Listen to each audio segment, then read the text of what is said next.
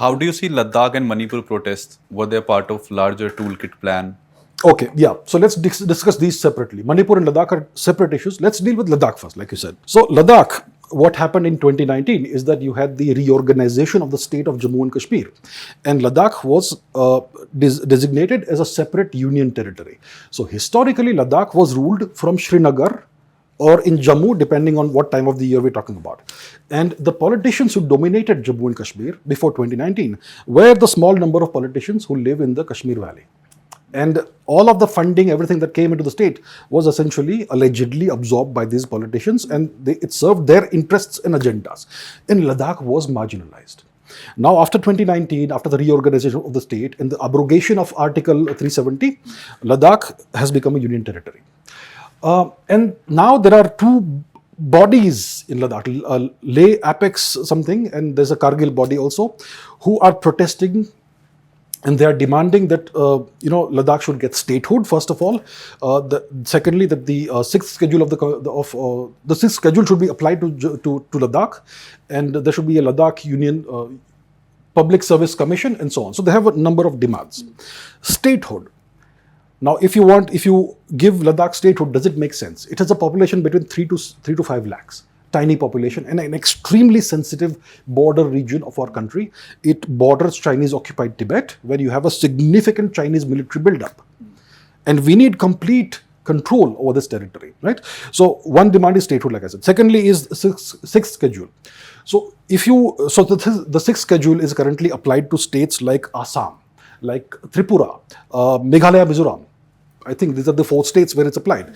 And what the sixth schedule does is that it allows local bodies to control what happens, to first of all prevent the influx of outsiders in these states or territories. Secondly, they allow the local bodies to safeguard the ecology, the ecosystem, the forests, rivers, all of that of that territory. So in case somebody wants to build a road or a tunnel or a railway network in the state, then you have to take the permission of the autonomous bodies and so on. If you do that to Ladakh, if you bring Ladakh under the sixth schedule, what happens to the Border Roads Organization, which is doing incredible service to the nation by constructing all the highways along the border regions, which are critical to our national security. Now, in case we apply the sixth schedule to Ladakh, then various local bodies will be able to control what happens. They'll be able to block development if they want, which is critical to our national security. Right? So it's a very problematic thing. Ladakh Public Service Commission, I think it makes sense. We should have it. So some demands make sense. Some demands are very problematic. We have Mr. Sonam Wangchuk, who is spearheading this movement, the protests against the government, the various hunger strikes. There was violence also that happened recently. And Mr. Sonam Wangchuk is a recipient of the Magsaysay Award. So you see the West, so I'm not alleging that that he definitely is a foreign agent, but you will see that there's a pattern. The Magsaysay Award, the Nobel Peace Prize, these two awards are given either for services rendered to the West or for services that will in the future be rendered to the West. For example, Mohammed Yunus, he was given the Nobel Peace Prize. At that time, he was the founder of Grameen Bank. And the Grameen Bank actually is known to have been very hard on people who had taken those micro loans. And, to get the loans back, you use all kinds of nasty methods. So the Grameen Bank was known for that. And yet this guy was given the Nobel Peace Prize. And then he was later weaponized by making him whatever position he occupies in Bangladesh. Chief advisor. Whatever that means. It's not a democratic position. So he now serves Western interests in Bangladesh, right? Similar to the way the Pakistani military serves Western interests in Pakistan. Earlier Chinese interests between 2012 to 2022. So Mohammed Yunus is one example. Secondly, there's this lady whose name I can't recall, she's from Venezuela, who has been given the Nobel Peace Prize this year.